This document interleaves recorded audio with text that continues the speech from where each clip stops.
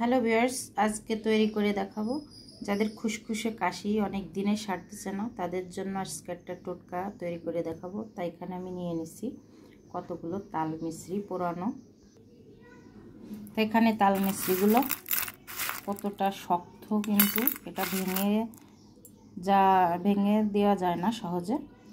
Original এই তাল মিছরিটা কিন্তু 1200 টাকা করে কেজি।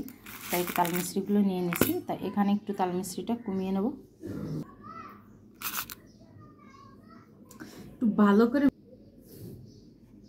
এখানে মিছরিটা নিয়ে নিছি, মিছরির ভিতরে দিয়ে দিলাম 4টা লবঙ্গ।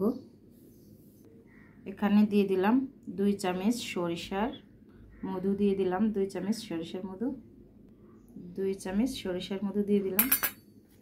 এর ভিতরে দিয়ে দিলাম এখানে কালো জিরের যে মধু থাকে, কালো জিরের মধুটা দিয়ে দিলাম 2 চামচ।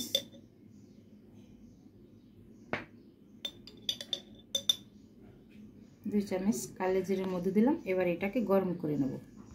এখানে একটা তাওয়া দিয়ে দিছি, তাওয়ার ভিতরে কিন্তু উপরে বাটিটা বসিয়ে দিচ্ছি আর চুলোটা কিন্তু ধরিয়ে দিছি। এবার আস্তে আস্তে জাল দিয়ে দিছি। তারপরে আমার কিন্তু মিছরিটা আর এখানে মধুটা একসাথে গলে যাবে।